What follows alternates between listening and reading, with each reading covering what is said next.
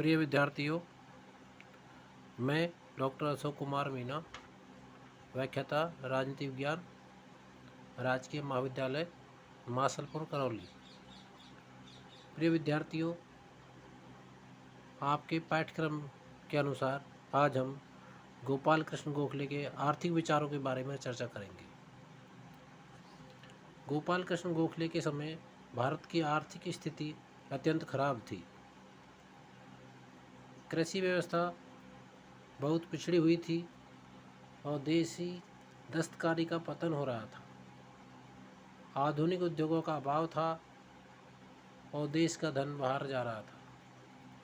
गोपाल कृष्ण गोखले ने तत्कालीन भारत की आर्थिक दुर्दशा के मूल कारणों का विश्लेषण करते हुए अपने आर्थिक विचार प्रस्तुत किए, जो निम्नलिखित बिंदु के माध्यम से स्पष्ट है। नंबर 1, नागरिक प्रशासन के व्यय में कमी की जाए। प्रिय विद्यार्थियों, गोपाल कृष्ण गोखले ने इस बात का पता लगा लिया था कि भारत के कुल राजस्व का एक बहुत बड़ा भाग नागरिक प्रशासन की क्षमता में वृद्धि के नाम पर खर्च किया जा रहा है, जिसके परिणाम स्वरूप जनता के कल्याणकारी कार्यों के लिए धन का अभाव पैदा हो गया था। अधिकांशतः प्रशासन के उच्च पदों पर यूरोपीय नागरिकों को नियुक्त कर रखा था, जो कि अधिक वेतन, भत्ते एवं शर्तों के आधार पर काम कर रहे थे। गोखले ने सुझाव दिया था कि इन पदों पर योग्य भारतीयों की नियुक्ति की जाए तो इस धन का के व्यय को रोका जा सकता है, क्योंकि भारतीय कम वेतन, भत्ते एवं शर्तों के आधार पर काम करने को तैयार है। नंबर 2 पॉइंट, सेना के व्यय को कम करने पर जोर देना। प्रिय विद्यार्थियों, गोपाल कृष्ण गोखले मानते थे कि भारत की सैनिक आवश्यकताओं पर जो खर्च किया जा रहा है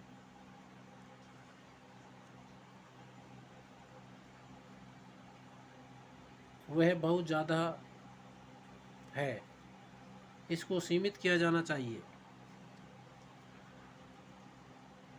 अतः उन्होंने सेना पर अत्यधिक राशि खर्च किए जाने के 3 प्रमुख कारण बताए।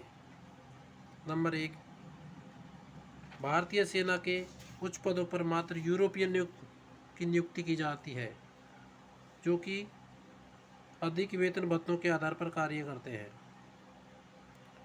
नंबर 2, भारतीय सेना के सैनिकों की संख्या बहुत अधिक थी और इस स्थायी सेना के वेतन में प्रबंधन में भारी राशि व्यय करनी पड़ रही थी। नंबर 3, ब्रिटेन अपने साम्राज्य एवं सैनिक हितों की रक्षा एवं वृद्धि के लिए भारत की सीमाओं से दूर भारतीय सेना का प्रयोग करता है, किंतु इस कार्य पर होने वाला खर्च भारत सरकार को चुकाना पड़ता था।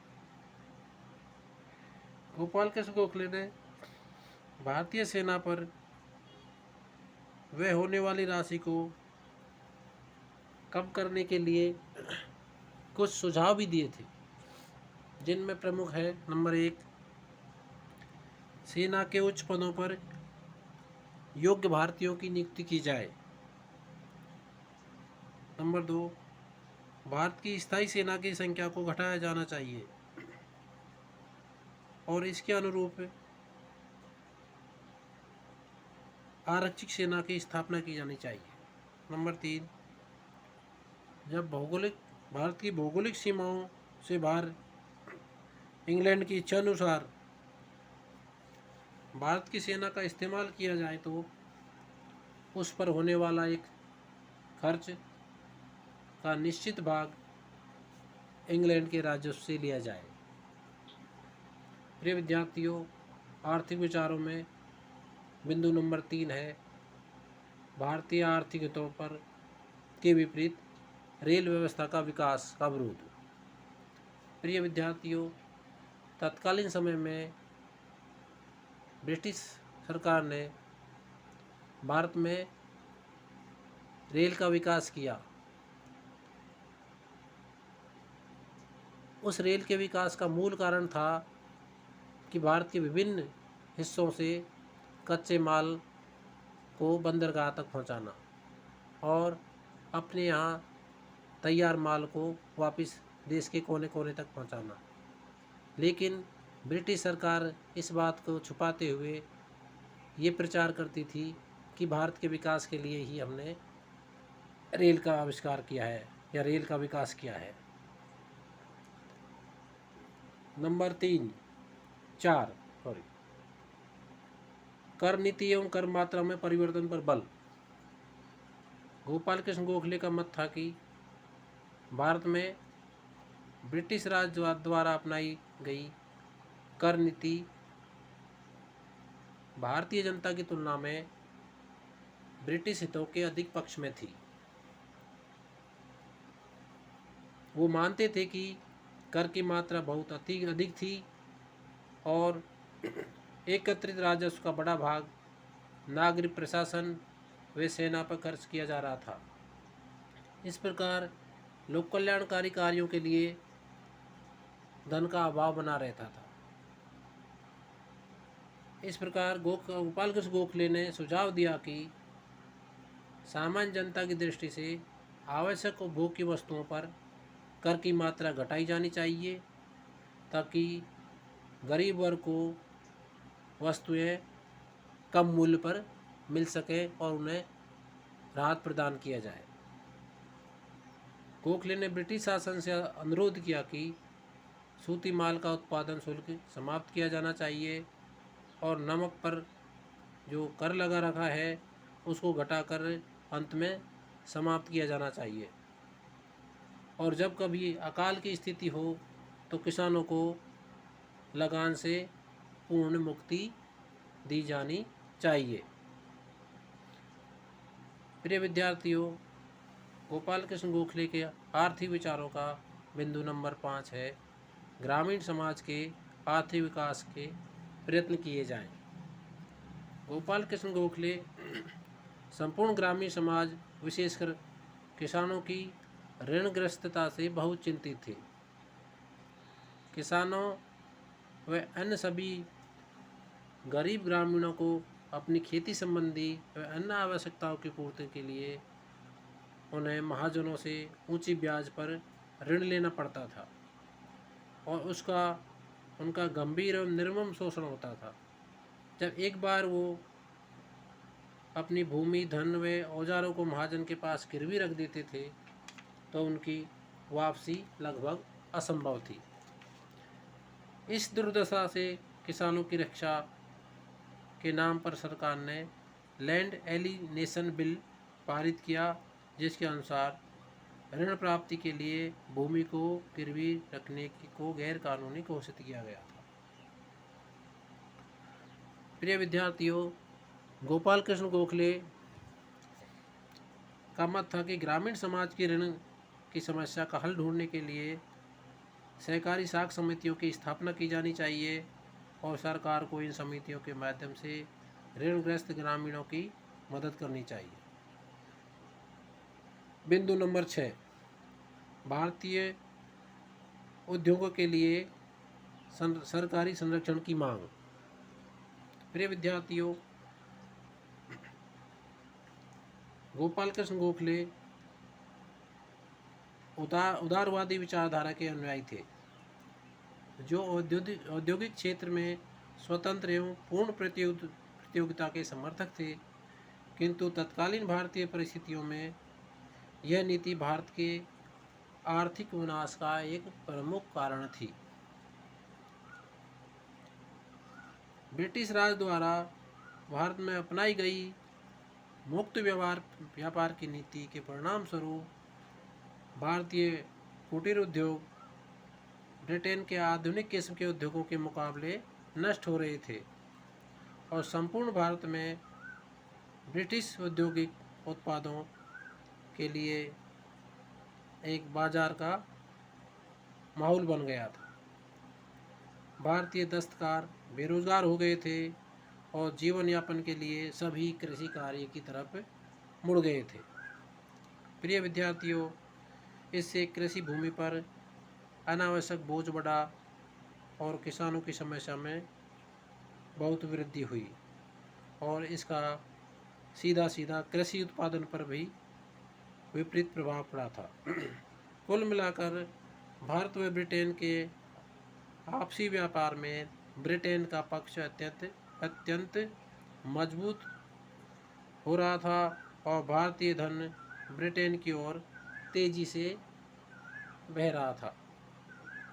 इस प्रकार ब्रिटिश राज की मुक्त व्यापार की नीति ने भारत को तेजी से आर्थिक दुर्दशा की ओर ढकेला और यहाँ की निर्धनता में चिंताजनक वृद्धि होने लग गई थी। प्रिय विद्यार्थियों, गोपाल कृष्ण गोखले ने भारत में ब्रिटिश राज की मुक्त व्यापार की नीति से उत्पन्न आर्थिक विनाश को रोकने के लिए तथा भारत के आर्थिक विकास की शुरुआत करने के लिए ब्रिटिश राज का यह दायित्व बताया कि वह भारत के उद्योगों के संरक्षण की नीति को अपनाए और उनका आग्रह था कि भारत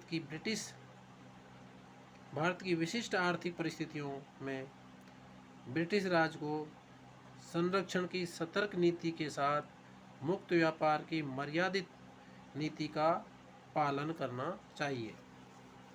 प्रिय विद्यार्थियों, आर्थिक विचारों का बिंदु नंबर 7 है औद्योगिक विकास के लिए स्वयं भारतीय भी प्रयत्न करें।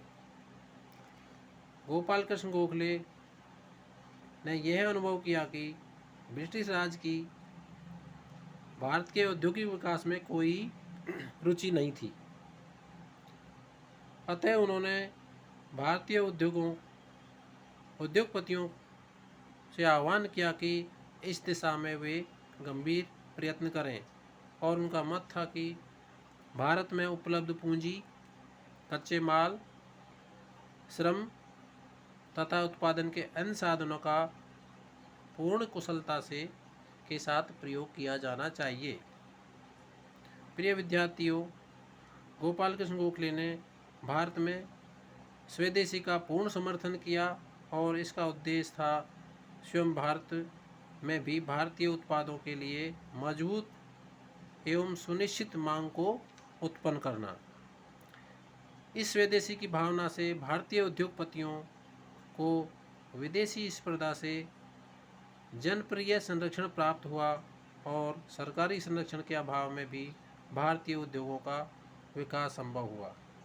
प्रिय विद्यार्थियों, गोपाल कृष्ण गोखले का मत था कि जब भारतीय स्वयं ही औद्योगिकरण के लिए प्रयत्नशील होंगे तो यह कार्य शीघ्र तो होगा ही, अपने परिणाम की दृष्टि से यह भारत में राष्ट्रीय चेतना का भी विस्तार करेगा। भारतीयों को रोजगार प्राप्त होगा और देश में एक बड़ा मध्यम वर्ग विकसित होगा। प्रिय विद्यार्थियों, गोपाल कृष्ण गोखले के आर्थिक विचारों का बिंदु नंबर 8 है वित्तीय विकेंद्रीकरण पर बल। प्रिय विद्यार्थियों, गोपाल कृष्ण गोखले के अनुसार राजस्व के एक बड़े भाग पर केंद्र सरकार का अधिकार था, जबकि लोक कल्याणकारी कार्यों की पूर्ति का दायित्व प्रांतों की सरकारों पर था। इन कार्यों की पूर्ति के लिए प्रांतीय सरकारों पर सदैव ही धन का अभाव बना रहता था। अतः गोखले चाहते थे कि केंद्र सरकार अपने राजस्व का पर्याप्त भाग इन प्रांतीय सरकारों को प्रदान करे। प्रिय विद्यार्थियों, प्रांतीय सरकारों को अपने लोक कल्याणकारी कार्यों की पूर्ति के लिए न केवल केंद्र से पर्याप्त अनुदान प्राप्त होना चाहिए, अपितु उन्हें नए कर लगाने, अपने राजस्व में वृद्धि का भी अधिकार प्राप्त होना चाहिए। गोपाल कृष्ण गोखले मानते थे कि प्रांतीय सरकारों की वित्तीय शक्तियों पर लोकप्रिय नियंत्रण स्थापित किया जाना चाहिए और इस दृष्टि से उनका सुझाव था कि प्रांतीय विधान परिषदों में निर्वाचित सदस्यों का बहुमत होना चाहिए और सरकारी बजट प्रस्तावों पर उन्हें बहस करने का अधिकार होना चाहिए। प्रिय विद्यार्थियों, गोपाल कृष्ण गोखले के आर्थिक विचारों से स्पष्ट होता है कि वे भारतीय अर्थव्यवस्था का संचालन भारत के हित में चाहते थे और वे इसे मात्र ब्रिटिश पूंजीवादी एवं साम्राज्यवादी अर्थव्यवस्था के एक अंग के रूप में स्वीकार करने को कतई तैयार नहीं थे। दूसरे शब्दों में, उनके आर्थिक विचारों का मूल आधार था भारतीय राष्ट्रवाद। गोपाल कृष्ण गोखले एक उदारवादी विचारक होने के बावजूद गोखले ने भारत की विशिष्ट आर्थिक परिस्थितियों में अनियंत्रित पूंजीवाद के विचार का समर्थन नहीं किया, अपितु उन्होंने कृषि उद्योगों दोनों ही क्षेत्रों में विकास के लिए सरकारी हस्तक्षेप, सहयोग एवं संरक्षण की नीति का समर्थन किया था। प्रिय विद्यार्थियों, मुझे आशा है आपको इस वीडियो से पर्याप्त लाभ होगा। धन्यवाद।